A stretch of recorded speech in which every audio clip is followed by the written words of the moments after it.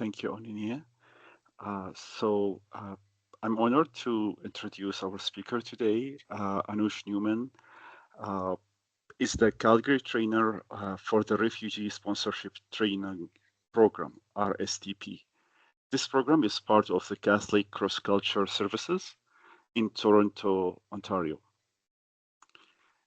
Her profession, uh, the role of the trainer is to deliver live virtual workshops and training sessions to sponsors and provide hands-on support to new sponsors who are utilizing the private sponsorship of refugee PSR and the blended visa office referred program BVOR.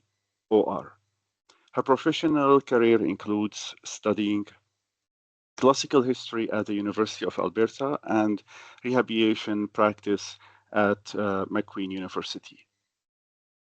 Anush's experience in Calgary includes working in multicultural settings where she used her skills in negotiation and conflict resolution as the executive director for the Calgary Multicultural Center for 10 years, organized and coordinated the Human Rights Forum for the Global Festivals, and in 2015 she coordinated the establishment of Calgary City Wild Task Force for the resettlement of Syrian refugees for CCIS, coordinated and streamlining of services of the public and private sector to enhance the settlement experience of the recently arrived Syrian refugees. In 2017, established the Calgary RSTP satellite office hosted by the Calgary Catholic Immigrant Society. The session will provide an overview of the Canada's private sponsorship of refugee program, and Anush will share information about 3 streams of private sponsorship. I will hand it now over to Anush to share her great experience and more details about the program. Up to you, Anush. Thank you. Thank you, Rafi. Thank you. Hello, all. As Rafi mentioned, I am the RSTP trainer here in Calgary, and I'm very pleased to join you today to share with you information about Canada's very unique private sponsorship of refugee, which was a leading country in terms of utilizing private sponsorship of refugees, and many countries after 2015 crisis and Canada started to bring Syrian refugees. A lot of other European countries started to replicate our private sponsorship of refugee program. So I'm very pleased to be part of this very innovative process. So right now, let me share my screen.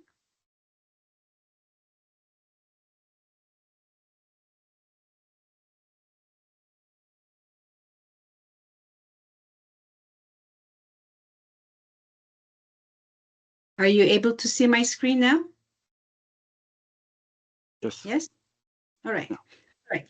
So as Rafi mentioned, I am the RSTP trainer here for Calgary, and today's event is a general overview of the Canadian private sponsorship of refugee.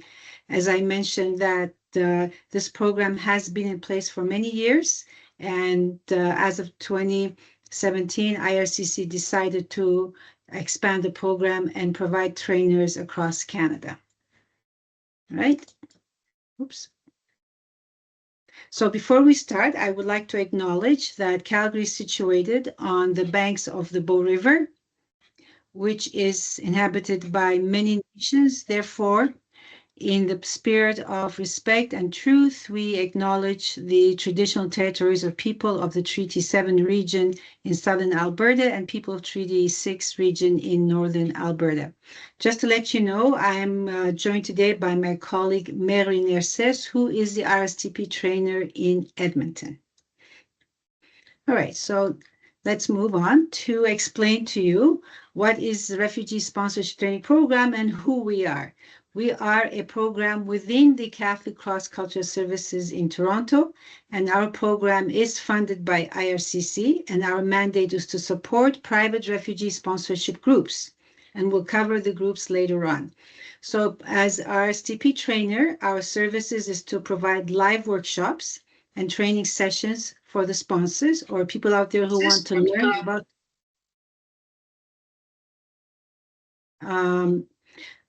we provide online training courses as well with certification. We provide information and guidance to public who want to learn about sponsorship. We provide training materials. We provide updated information that IRCC shares with us, and we provide that information to the general public. We also respond to individual inquiries, i.e., people can call me or call Mary or send us email or walk in and ask us questions, or they're needing support in terms of understanding how to fill the forms and what's required. We do not do sponsorship, and we do not fill application forms for people. But however, if the sponsors would like us to review the application before they submit, we'll be more than happy to review it just to make sure that the application package is complete and it's congruent and it's correct. All right. So this program, as I said, in 2017, IRCC decided to expand it from being available in only to Toronto and have only trainers travel across Canada once or twice a year. They have funded the program to expand to hire trainers in major cities across Canada. So we have trainers from BC all the way to the Maritimes in major cities. In Alberta, we have two regions, Northern Alberta with Mary Nerses and myself here in Calgary, because Alberta has the second largest numbers of sponsorship agreement holders. We have over 30, second to Ontario. Also, Alberta has the highest number of group of 5 sponsorship application submissions. So Alberta is very active in the sponsorship world. Okay. So today's agenda, we're going to talk about the core of the PSR program. PSR stands for Private Sponsorship of Refugees. We all use all those short terms. We're going to talk about roles of the sponsors and post-arrival settlement. Very, very important. We're going to talk about secondary migration and what does that mean? We're going to talk about program assurance activities. We're going to talk about one-year window. Those are terms that you might hear about and you may not know what it means. However, we'll be able to cover that information. At the end, we also will have time for question and answer. I'm going to provide a lot of information, and I would greatly appreciate if you just type your question in the chat, because I don't want to get too many interruptions, because that will take a lot of time for people asking questions. And you'll find in the end that the question that you had wanted to ask, it was already answered as part of the information that I am providing today. All right. And if your questions have not been answered by the information that I have shared with you, then please feel free to ask me after, and I'll be more than happy to answer the questions. All right. Before we start, we want to make sure that everybody understands the distinction between refugees and newcomers. Refugees are the people who are outside of their home country or country of origin because of persecution, war, crisis, general violence, and things like that, and they have left the country seeking security somewhere else. So these people are refugees. Newcomers are refugees who had arrived to Canada as a sponsored refugees under the PR program. That means that once they arrive to Canada, they're no longer considered refugees because they would have status as a permanent resident. Just to let you know, you do not need to take notes about what I'm saying, about what you see on these slides, because I will create a PDF copy and forward it to Rafi and people at the Immigrant Services Calgary to distribute it to whoever has attended the workshop. All right? So let's talk about private sponsored refugees. As I mentioned before, that the definition of refugee is outlined in 1951 Convention as amended by the 1967 Protocol, United Nations. Currently, there are 117 million people have been forcibly displaced, either internally displaced people, or have gone out as refugees. We have about 30 million or so, if not over that by now, people who have been displaced. So people who fall under the categories of being persecuted for their race or gender or ethnicity or belonging to special group or political opinion, or people who have escaped their country because there was a war and their safety has been compromised and they chose to leave their country and go to another place seeking safety and stability. And here, as you can see, we kind of given this, I like to call these my orange bubbles, sort of explaining in details what is the legal definition of refugees. As I said, you don't have to write these down because you'll be getting a copy of this. Okay, so for refugees who Canada would like, oops, I'm showing up somebody wanting to admit here. Anyway, so refugees are the people who had left their home country and might be facing three possible options. One of them, what we call a durable solution, is that they may return to their home country. Eventually, once things are settled, we call that voluntarily repatriation. So they return back to repatriate themselves to their home country. So that might be a durable solution for them. Or another option that the refugees may experience is that they have the possibility or the opportunity to integrate in the community where they have escaped to, and the country will provide for them permanent resident status, and they will be there as a citizen of the new country eventually. Or they might choose to be resettled into a third country. So this is what we call durable solutions for refugees. So people who would be coming to Canada as sponsored refugees are the people who opted and expressed interest to United Nations that they would like to be resettled into Canada or to another country. We've seen a lot of these people also in Europe being resettled in European countries. All right, so now let's look at the streams of private sponsorship of refugee, and Rafi had mentioned a couple of them, and we'll go a little bit more in details right now. So under Canada's refugee sponsorship program, we have the private sponsorship of refugees, the PSR program. And under this PSR program, the financial support for resettlement of the refugees falls on the community who had sponsored them. And the settlement supports is provided by the community who has sponsored them. We're going to talk further later on about what is financial support and what is settlement support.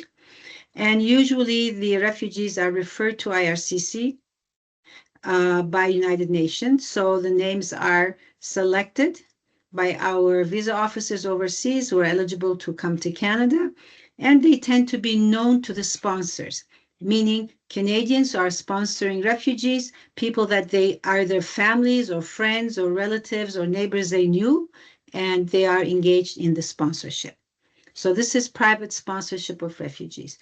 Then we have blended visa office referral, where the cost of sponsorship is shared with the Government of Canada and the sponsoring community.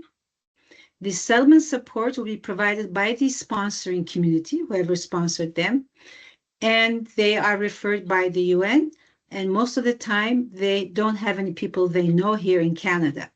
What this means is that our government will select names from the UN list that's provided to our visa officers across the world and designate them as people with needing some extra help, whether it's settlement issues and things like that, and will post their statistics to RSTP, and RSTP will post that to the sponsoring community and ask the local communities if anybody interested in sponsoring those people. And the cost of sponsorship is shared with the government. Government will pay for 6 months of the sponsorship cost, and the community who sponsored them will pay for the next 6 months. I get lots of phone calls, people saying, I heard of BVOR. I have my parents. Can I ask government to bring them as BVOR? Because, it's a lot less money because it's a shared cost. And we say, no. We here in Canada don't have the option to select to sponsor people we know and have the shared cost with the government. Government completely selects those names from a list from the UN. And as I said, they may not be related to anybody or know anybody in the settling community. They're just settled based on where IRCC sends them to or where their sponsoring community lives. Then we have JAS. It's called Joint Assistance Sponsorship JAS.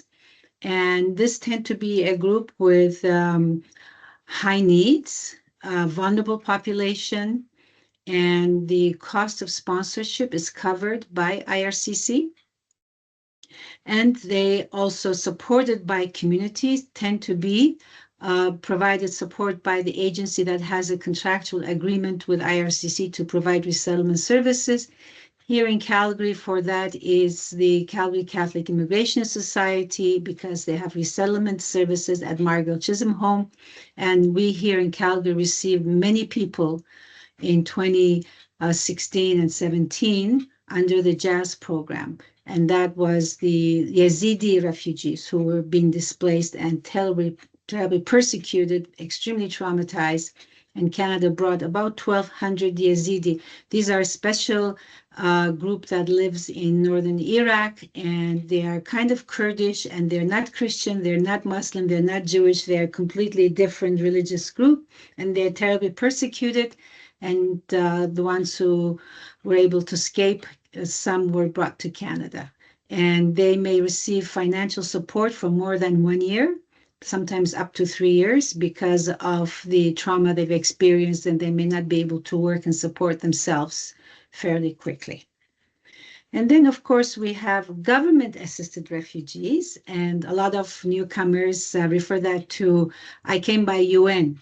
They don't understand that government-assisted refugees is where the government of Canada, i.e. the visa officers overseas, will identify groups or individuals and offer them to be resettled into Canada, and will do all the travel arrangements for them. And they'll come to Canada, and the Canadian government will provide financial support for them.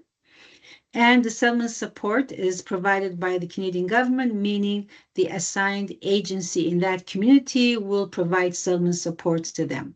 Again, here in Calgary, it is the Calgary Catholic Immigration Society. They have the Resettlement Center, Margaret Chisholm Home, and that's where the government-assisted refugees will settle for the first few weeks, and then they will be assisted to find a permanent residence outside of their initial accommodation. And of course, again, this group may not know anybody in Canada, and they have no sponsors. People that they know, they were sponsored by the Canadian government. So this is kind of a general overview of the PSR and a couple of other streams of the sponsorship to Canada. However, today we're going to talk about private sponsorship refugees, which is the first column here, because that is our focus today. Okay, so in terms of elements of sponsorship under PSR, it deals with eligibility of the refugee, which we call the principal applicant, or the principal sponsored, or the principal refugee. We're going to talk about sponsorship costs. This is another element of the private sponsorship of refugee. The official documents and supporting documents, we're not going to talk about that one because that's just in terms of paperwork. We're going to talk more about settlement supports that will be required to be provided to the sponsored refugees for the first 12 months after arrival. So now let's look at who can sponsor or the sponsoring streams under the PSR program. We have sponsorship agreement holders. We call them SAS for short. And if I keep saying the word SA all the time, this is who I'm referring to. And sponsorship agreement holders are incorporated organizations, and also there's one corporate business in Ontario that is a SA. They tend to be nonprofit organizations, church groups, communities groups, and things like that. They have entered into a long-term contractual agreement, 5 years, where they are vetted and assessed by IRCC to sponsor a certain number of people per year. So they have quota. They cannot sponsor as many people they want to. And they'll also monitor what they call constituent groups or co-sponsors, so they can submit application as a SAW themselves or take on groups who are coming to them and saying, could we work together under your supervision and sponsor refugees? Or co-sponsors will go to a SA and say, could you sponsor the family for me? So all the documents are presented to the sponsorship agreement holder, and the sponsorship agreement holder is the one who submits the application directly to IRCC. So they are the ones who have the ability to submit the application, and they are very accountable to IRCC to make sure that they are providing the necessary supports per the policy for IRCC. Another group, and I call this the mystery group, called community sponsorship, and it is any organization, association, or corporation that is not already a SAW, does not have the SAW agreement with IRCC. They're just a business or a group of associations members, or a cultural group or a church or a mosque or a temple can do sponsorship, and they will submit the application directly to IRCC. So they don't go through another party like the sponsorship agreement holder. And a lot of people confuse community sponsors with the sponsorship agreement holder. Sometimes it takes me 2-3 questions to ask to find out from the person who's talking about sponsorship as to what they're referring to, because they keep saying to me, well, community sponsor. Well, what do you mean community sponsor? I eventually find out they're talking about sponsorship agreement holder. Then I have to explain the difference between sponsorship agreement holders versus community sponsor. We'll go into a little bit more details and go from there. And of course, the most popular stream of sponsorship across Canada, and Alberta has the second highest number of applications submitted, is groups of 5. Groups of 5 is any 5 or more, up to 8 people can come together. Of course, they have to meet certain criteria and do sponsorship by filling the forms, collecting all the supporting documents, and submitting it directly to IRCC through the portal. Okay, so now let's look at, oops, there, it's, my list is, my computer is slow. Okay, so in terms of SAWs are the major players in the sponsorship program, of course.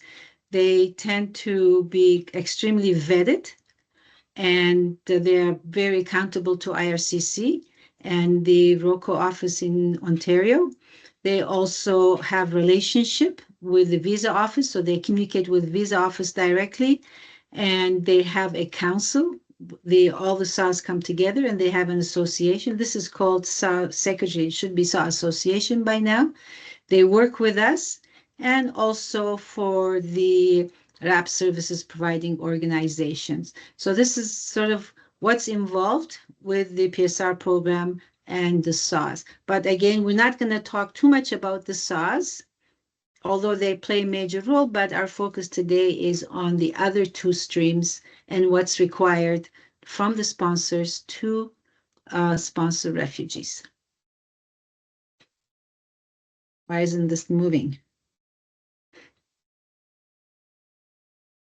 Okay, I guess I have to go here. All right, so the SAWs, like everyone else who's sponsoring, they do the pre-screening and case assessment. They keep track of the allocations. They monitor their constituent groups and co-sponsors. They protect the rights of the newcomers, and they do reporting to IRCC on a regular basis. So let's look at group of 5. I'm just going to put everything here so we can see the difference between the two. Oops.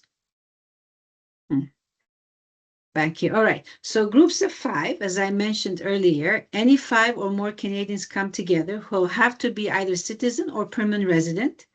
They must be over the age of 18, and they must be living in the same community where the newcomer will be settling in order to provide settlement support. And as a group, they collectively arrange for the sponsorship cost, the cost of the sponsorship, because sponsors are responsible to provide financial support for the first 12 months and also for the settlement support. And they directly submit the application to IRCC through the portal. Now, the community sponsors, or we call them CS, are any nonprofit, association, cultural or religious organizations, corporate or private, and also they must be located in the same community where the newcomers will be settling, meaning a business in Calgary cannot sponsor refugees to be living in Lethbridge or in Fort McMurray or in Red Deer. They have to live in the same community. And how it works is that either a business themselves will sponsor directly. Some of them do BVOR, or just they have people they know they want to sponsor, they sponsor. Or somebody can go to them and say, hey, can your business or your association do sponsorship for me? And they fill the application and they both sign the community sponsor. Usually the administrative or the executive member will sign the forms. Of course, not every association or business can do this because there's a very rigorous process in place, vetting the community sponsors by IRCC to make sure that the business is legit, because they're not vetted and they're not in a long-term contractual agreement with IRCC. So they have to prepare a lot of documentations at every submission that they submit, such as their audited financial reports, the list of their board members, their mission, their bylaws, and their activities and things like that. They have to submit that with that application and their past experience with sponsorship. In comparison to the SAS, where a sponsorship agreement holder, they get vetted initially. And when they submit an application, the government does not assess the sponsorship agreement holder's ability to sponsor because they've already gone through like almost 1 year of vetting and assessment. But community sponsorship, every time they submit the application, they go through that whole process of being assessed whether they are able to provide the necessary support to sponsor refugees or not. So that's the community sponsorship. And again, we have very large number of applications going from local and national organizations, either here or anywhere else, who are submitting application. And because of that, and there's such a high number of applications that are sitting at the IRCC office, the IRCC decided in November 2024 to pause Group of 5 and community sponsorship. It's a pause. It's not closing or canceling. It's just that they needed the time to process the applications that are sitting at the IRCC office. And first, they were going to lift the pause in December 2025. Hopefully, that would give them like 13 months to process applications. But they, as of, I think, early December last year, they realized that they may not have the opportunity to process as many applications they thought they would, so they extended the pause until December 31st, 2026. So Group of 5 and community sponsorship application is on a pause, and people are not able to submit application via those two streams. However, the processing continues for the applications that have been submitted before November 29, 2024. Just to let you know now that we are in February 2026. Just a month or two ago, we were informed that IRCC now is processing Group of 5 application that was submitted in August, September 2023. There are over 90,000 applications in the system. That's why they put a pause. So, however, anybody who submitted application as late as November 28th, when the portal was still open, they will continue processing those applications and following up with all the required process. They will also make sure that BVR applications continues. The sponsorship agreement holders are able to continue sponsoring refugees. They have no pause. However, their numbers have been reduced as well. Their quotas have been cut back. And the 1-year window application continues to be processed. It's not accepting new applications for groups of 5 and community sponsorship. Okay, so who's eligible and who's not eligible? We have talked about who's eligible to sponsor or become a sponsor. And let's look at the people who are not eligible to sponsor refugees. People who have been default with the government of IRCC, the Office of IRCC, because in the past had sponsored refugees but did not fulfill the support requirements, and IRCC has those names and will not accept application from them until they resolve the issue.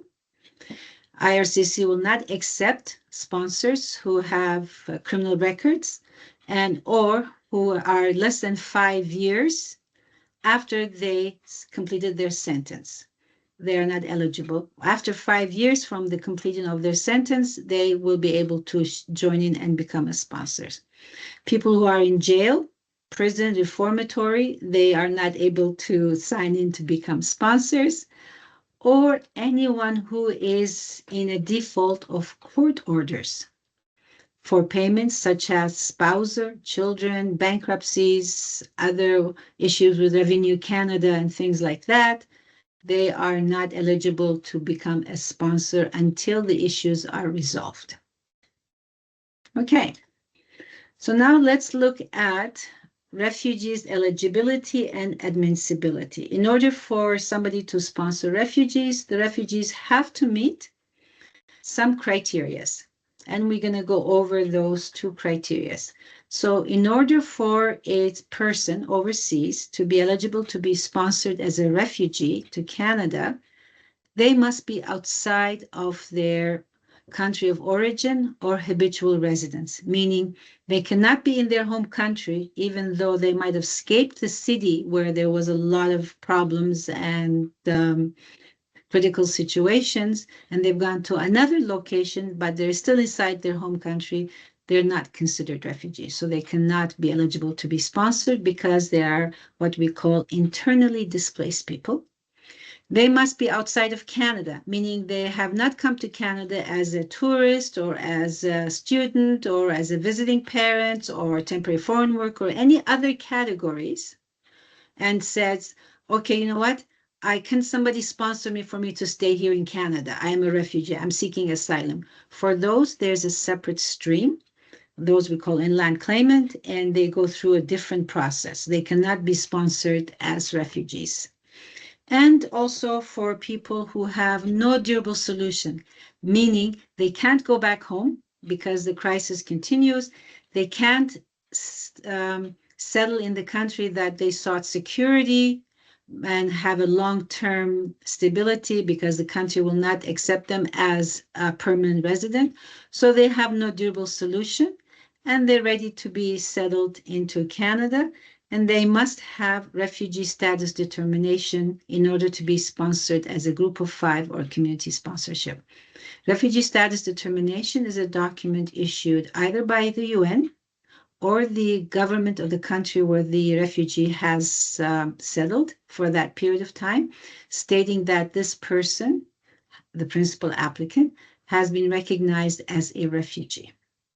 Okay? So after the principal applicant meeting the eligibility criteria, he or she also must meet the admissibility criteria. That's for the principal applicant and all his or her dependents.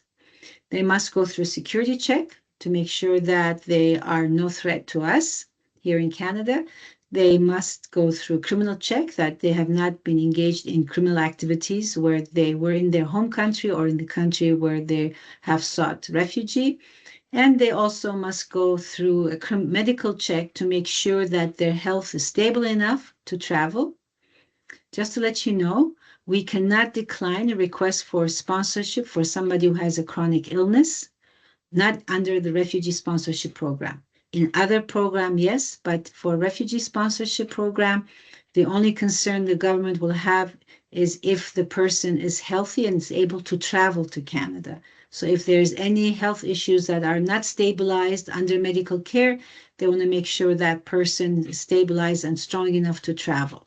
And once that health situation stabilized, medications being confirmed and therapy is being provided, then that person will travel to Canada.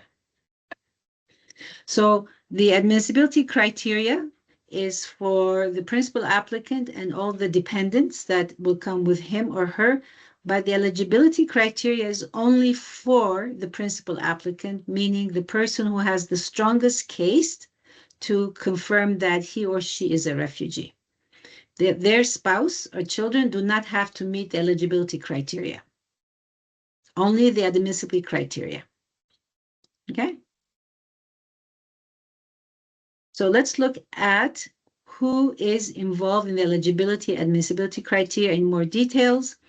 The principal applicant or the principal refugee who holds the refugee status determination, he or she must meet the eligibility and admissibility criteria, and has only a SAW can sponsor a principal applicant who has no refugee status determination. For group of 5 and community sponsorship, they need to have the refugee status determination. And the IRCC overseas will verify that document just to make sure that the document is legitimate. Okay. And as I mentioned earlier, documentation such as saying asylum seeker, refugee claimant documents, registration, and such documents are not acceptable for the group of 5 and community sponsorship.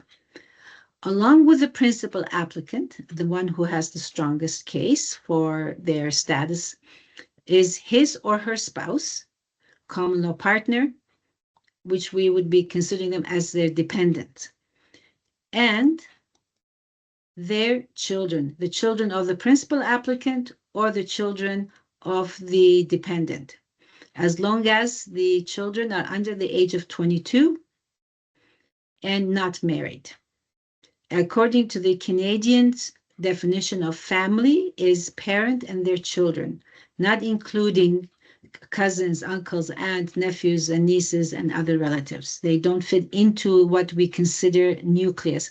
Although where we come from, most of us, family means parent, children, aunt, uncles, cousins, anybody within the 5-kilometer radius of the home is a family.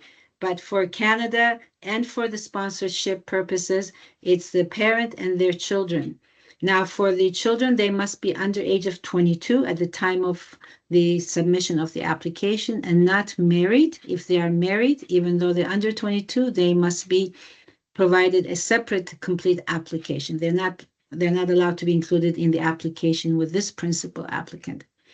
Sometimes there might be a family member, an offspring, or a child who has a disability and is over the age of 22, then they will be included with this application with the principal applicant because they have to admit that this person cannot fend for him or herself, relies on the family for financial support due to their disabilities and for personal protection, as long as the disability had occurred before the age of 22.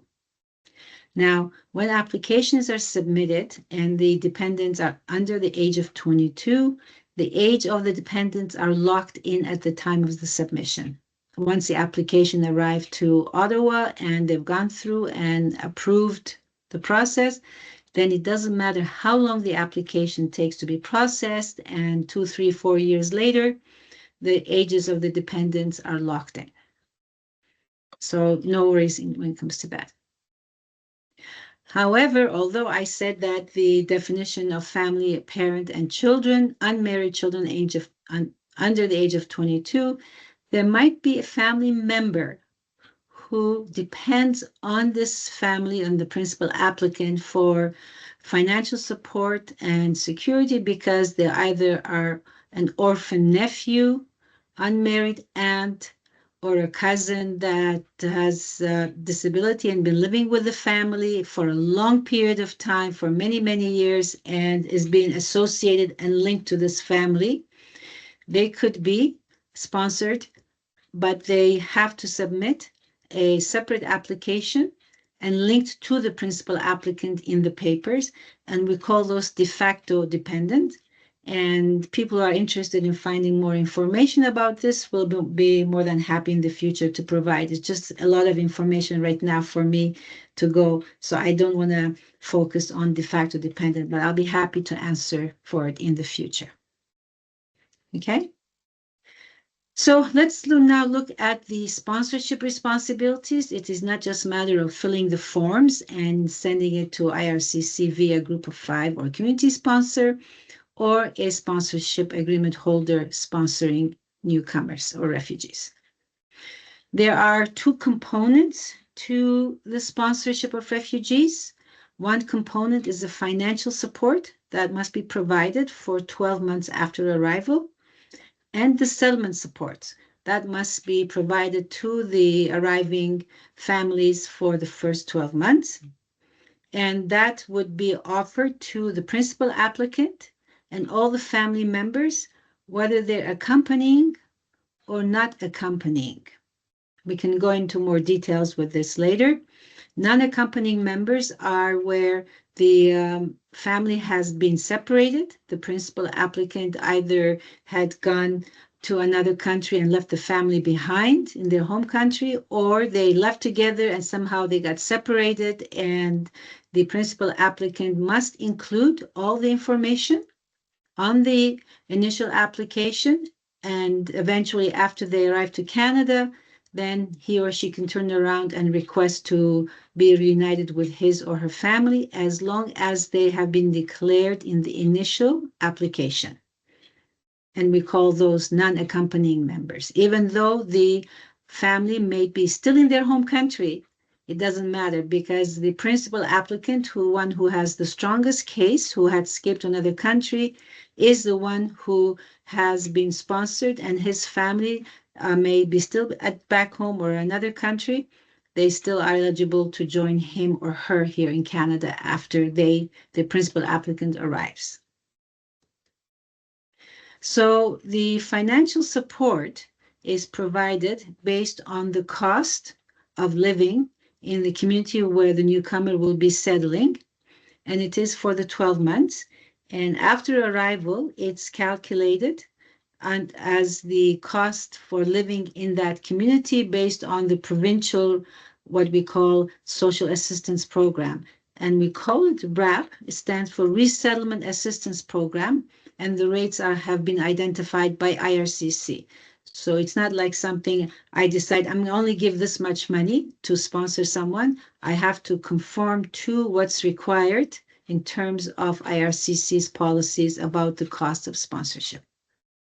So there's financial support for first 12 months, and that has 2 components to it.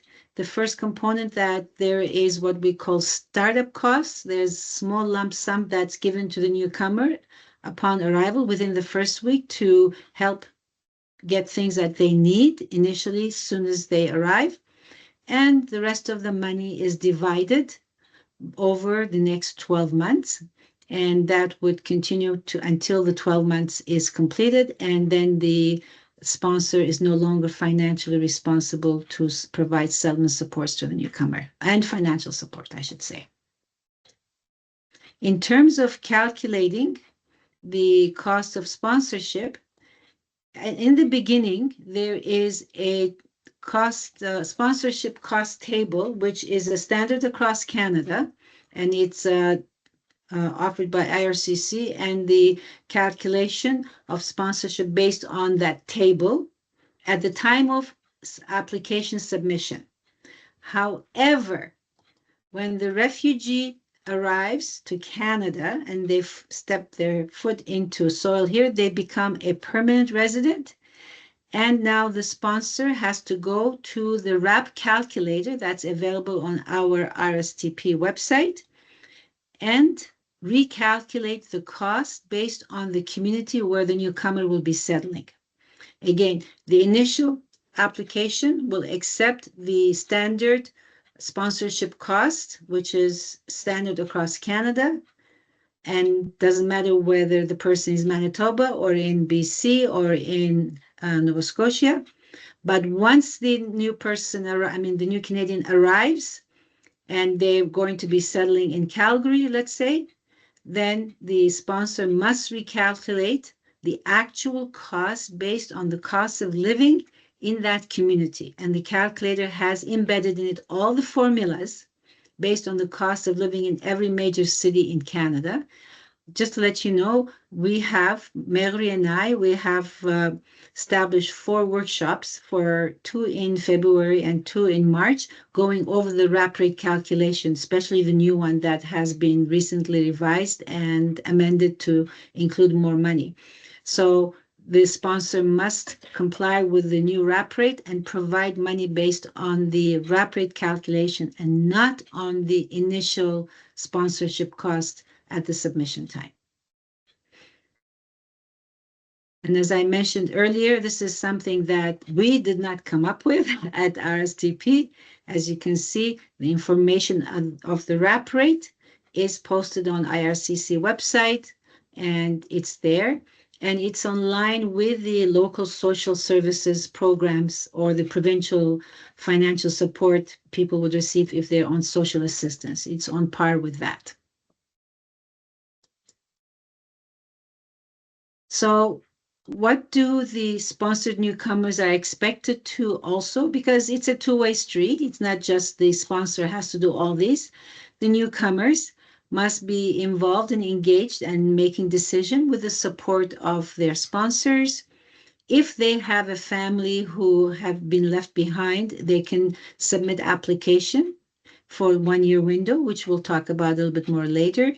The newcomer is to aim to become self-sufficient by the end of the sponsorship period. As I mentioned earlier, the sponsorship period is from the day they arrive until 12 months. And they also are encouraged to stay in the community of settlement where they've been sponsored for the first 12 months. And it's also the responsibility of the sponsor to initiate conversation with the newcomer, saying it's important that they stay at the community where their supports are. And the newcomer also expected to voluntarily disclose any assets they brought with them. If they brought some money with them, they have to let the government know. There's a formula as well for that. If it's one person, they don't have to declare it's under 5,000. If it's a family of 2, they don't have to declare if it's under 7,500. But just to let you know that not all the refugees who arrive to Canada are destitute. Some arrive with money because they've worked in the countries where they were seeking asylum and were able to save some money, so they can bring money with them. Or after arrival, few months later, they want to work because they're ready to work, although the IRCC does not like to see newcomers work in the first year. They like to discourage the sponsors pushing the newcomers to get a job because technically the money that's been set aside is to support the newcomer for the first 12 months in order to learn English, become fluent in the English language, able to express their intents and their needs. They establish social network, professional networks, and connected with the community. So they spent that first year on that. And hopefully by the end of the 12 months, they're ready to become independent. IRCC does not like the newcomers to be engaged in working right away, or after 6, 7 months, turn around and try to sponsor other family members. They're discouraged from that. And also the sponsored newcomers should not apply for social assistance or for low-income house during the first 12 months of settlement.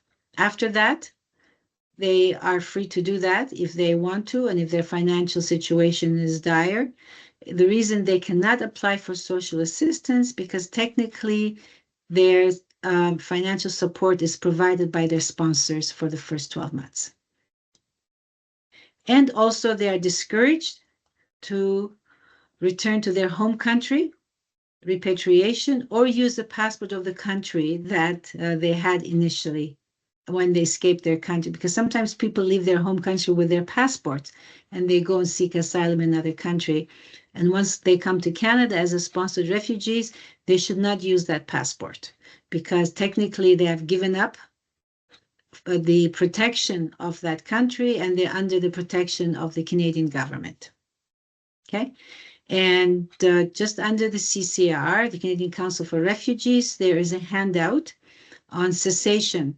The people, the newcomers who choose to travel back to their home country during that initial period or use a passport, they may lose their status in Canada and may be deported. Again, the operative word is maybe.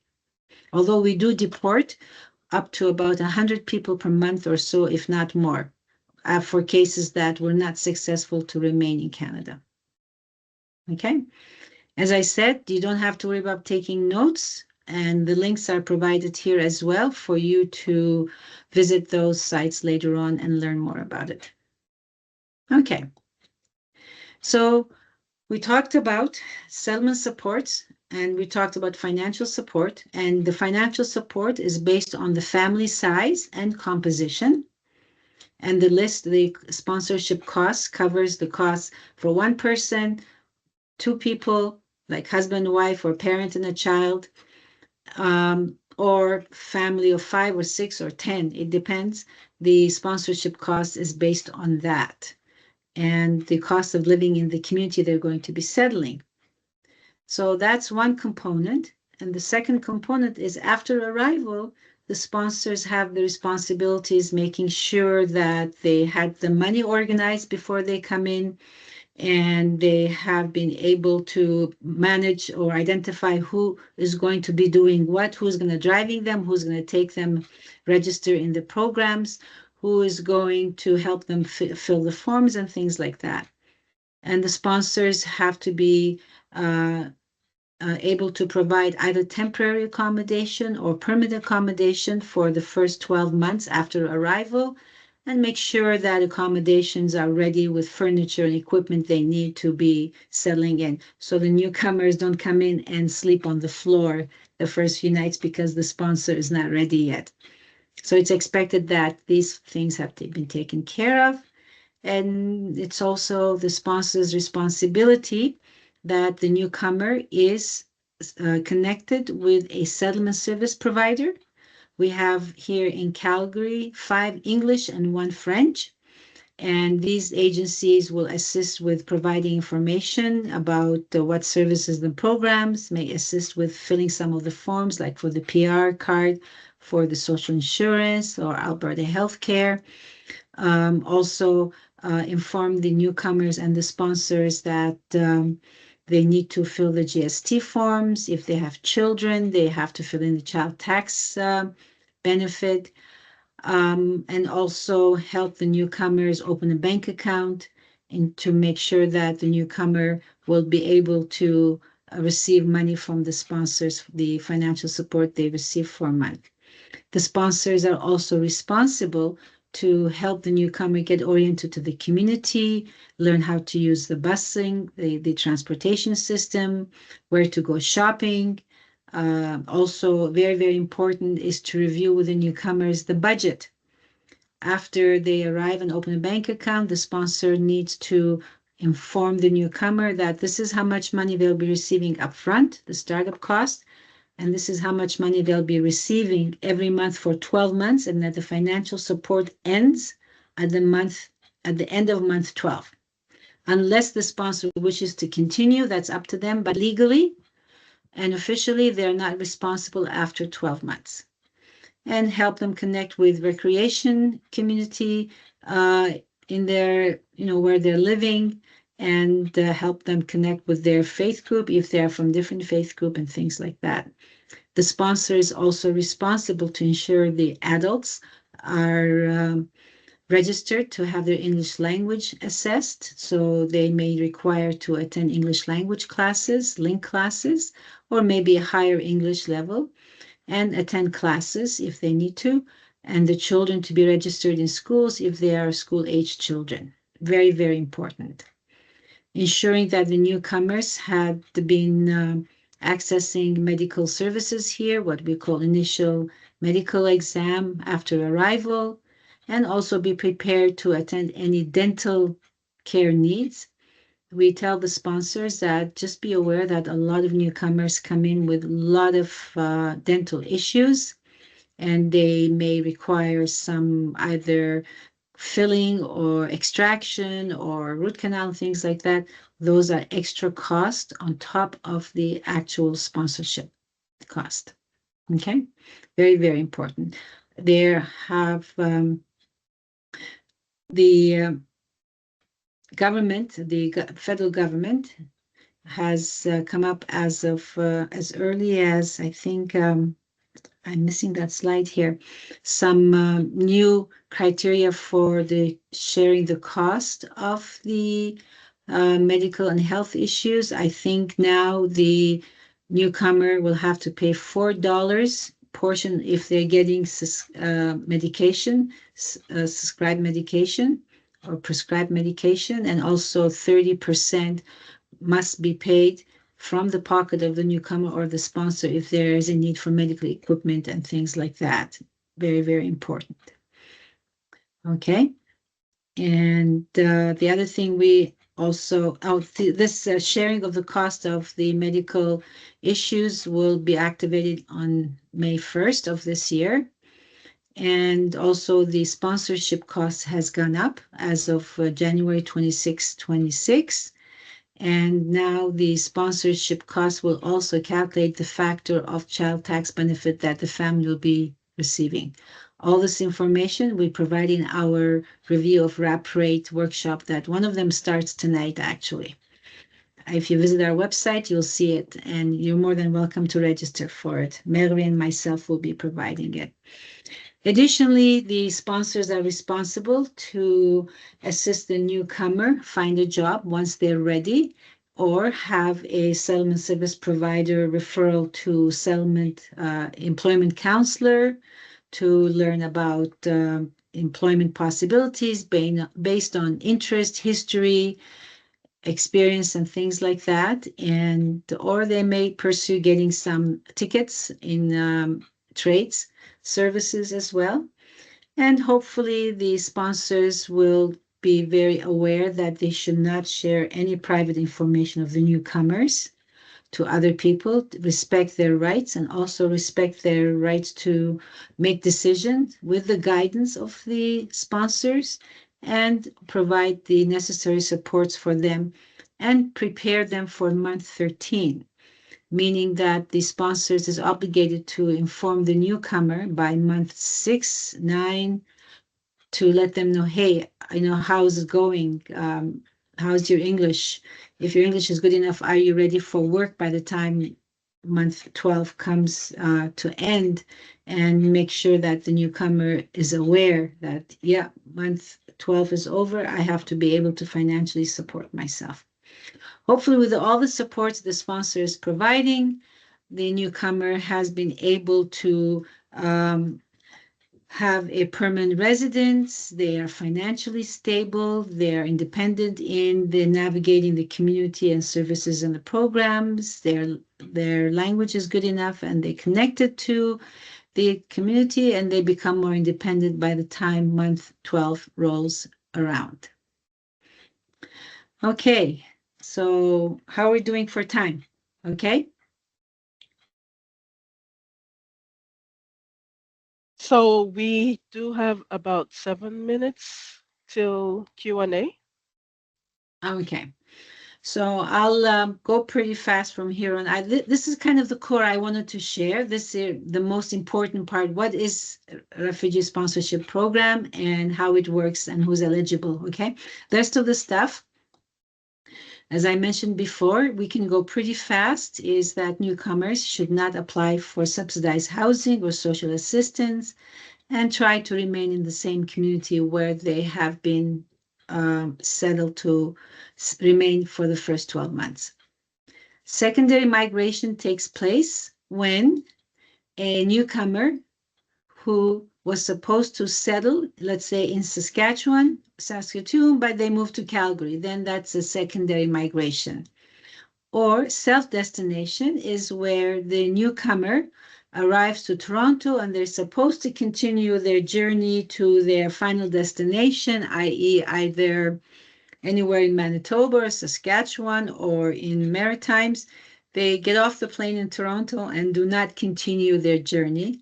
And for this, the sponsor continues to be responsible to make sure that the newcomers in their new community of settlement have all the necessary support by securing representatives and continue the money for the sponsorship based on the cost of living in the new community.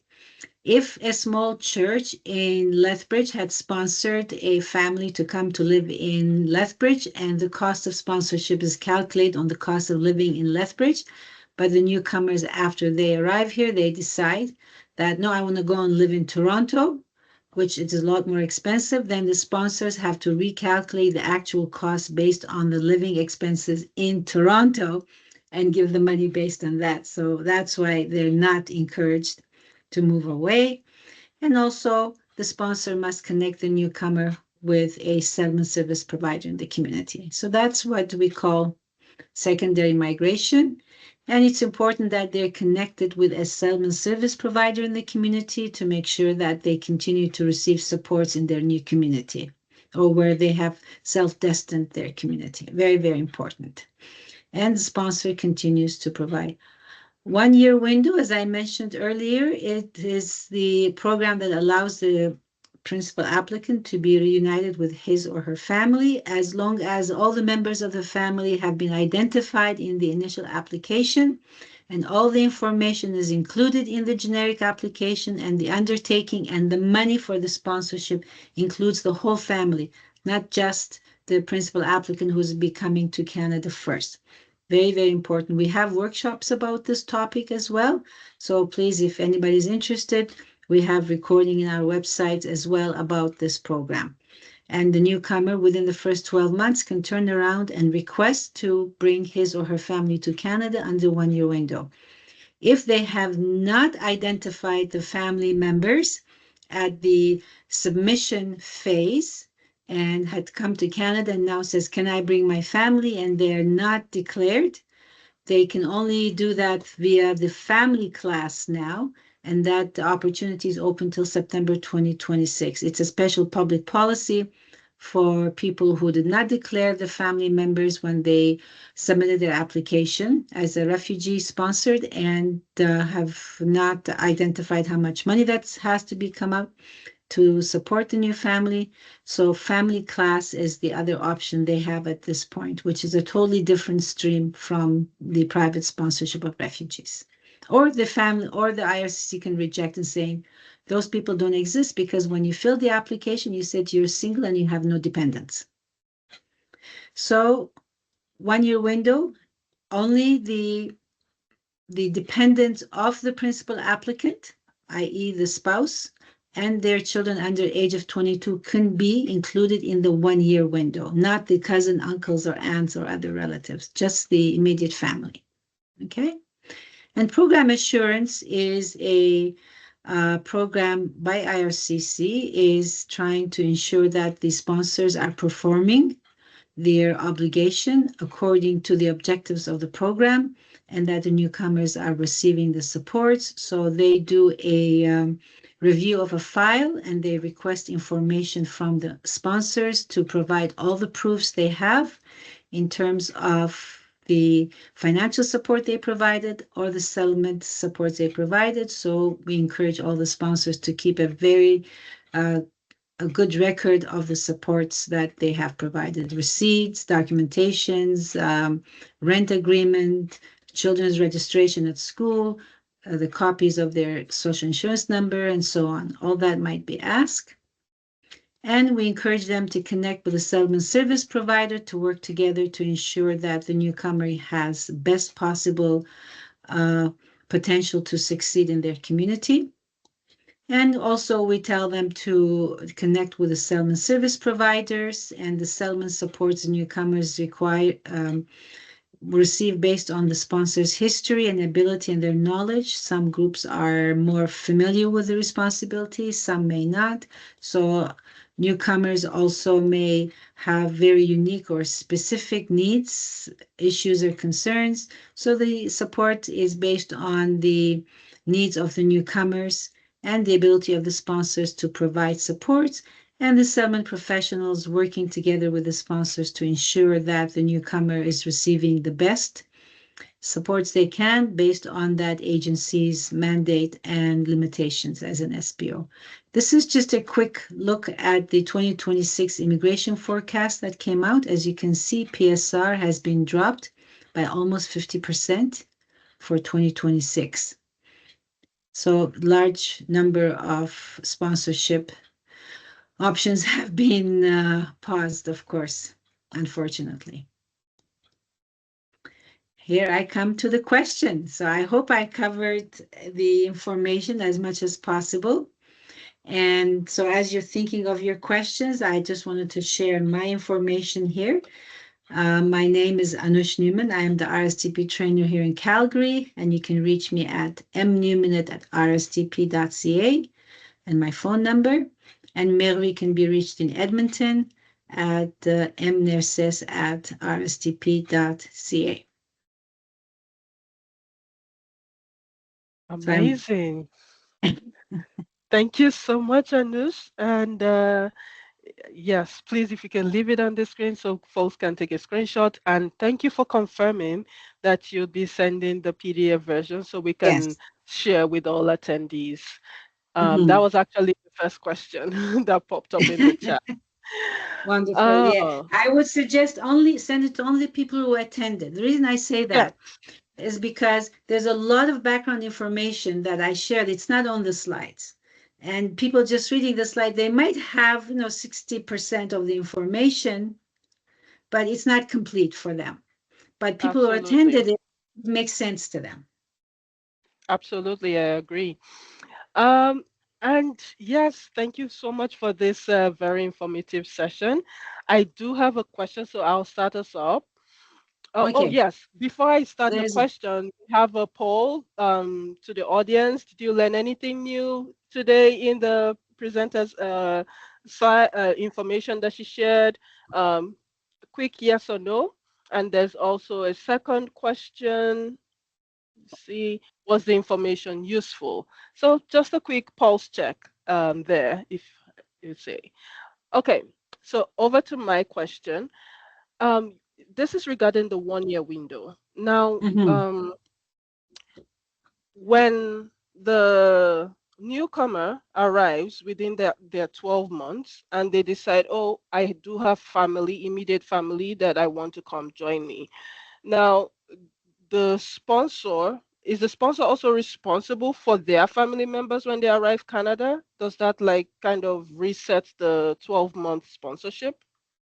Well, if they come as family class, the sponsor is not. So if they declared the whole family at the initial, then the sponsor is responsible. Now, if the person did not declare the rest of their families, and after they come here and request 1 year window, it depends on the IRCC. IRCC may say, no, you as a sponsor have to, or it might say to the sponsor, no, you don't have to, and it's the responsibility of the principal applicant to cover the financial support. But if they have included the whole family, then that's not an issue because the money that was set aside would have covered for the whole family Oh, who will family. be arriving after. Awesome. Okay. Thank you for that clarification. Okay. All right, everyone. Now's the chance. Please ask away. You can use the raise hand function. Okay, Rafi, you go ahead then. Thank you so much, Anush, for very informative, great presentation. I learned a lot, and I have many questions.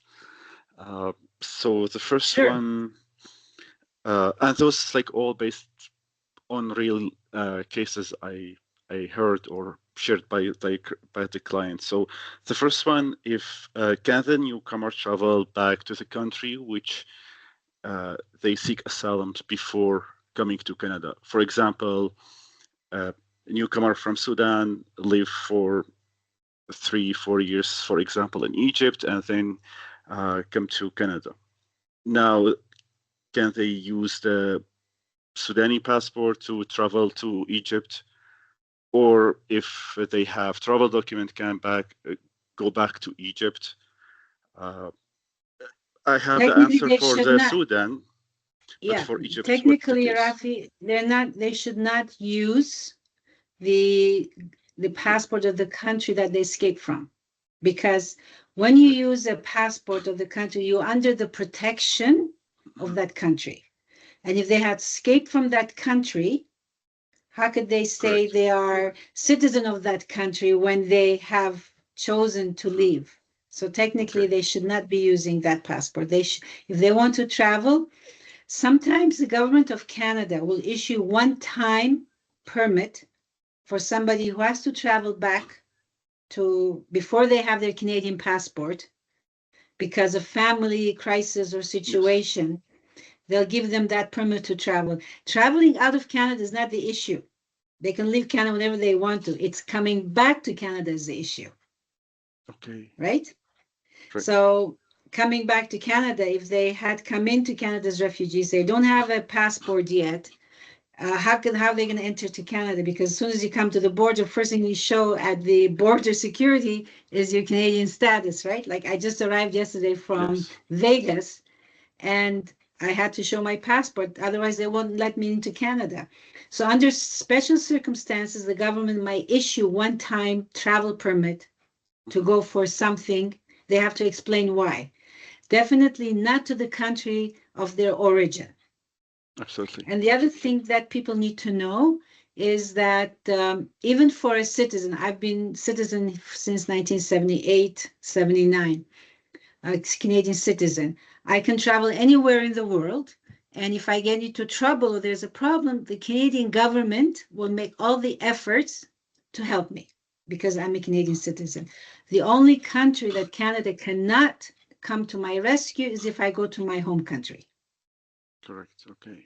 If I go back to Baghdad, Iraq, where I was born and raised early years of my life, the government will say, oops, sorry, that is the country where you come from. That's a sovereign nation. We can't interfere with that nation. Mhm. But if I go to Sudan or I go to Australia, I'm in crisis, I need help, Canadian Embassy will help me. Okay. Thank you. The other Uh, question? No problem. yes. Another question. This regarding sponsors. So we got many cases that the sponsors stop providing the financial support or even the settlement support to the newcomers. So, uh, what where the newcomers can report that or seek help, contact IRCC that the Well, sponsor is not helping. so if they contact you, you let us know, and we will give you the contact information for RSAT. That's the Resettlement Support Services, the team Mhm. that will deal with any issues after the refugees arrive to Canada and become new Canadians or newcomers. They don't deal with ROCO anymore. RSAT deals with it. So if the sponsor has not provided financial support and the newcomer has to go because you said, you can go to the social services, the social services will collect information about the newcomer, find out their status because they can type in their names and everything pops out, Right. right? Mhm. The social services will provide financial support to the newcomer because we can't let them, be on the streets and no food and no protection. Then social services will turn around and send a note to IRCC saying one of the newcomers we had provided financial support who's still in their 12-month sponsorship. This is how much money we provided. Then IRCC has to give money to the province that provided the money that the social Okay. assistance had provided to the newcomer.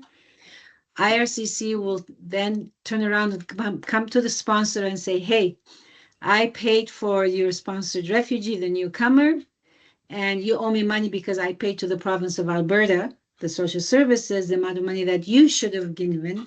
Now you owe me the money. That's when it's in default. And that person cannot sponsor anymore because their name is in the blacklist now. And the only time they can sponsor again is if they clear the debt they owe to IRCC.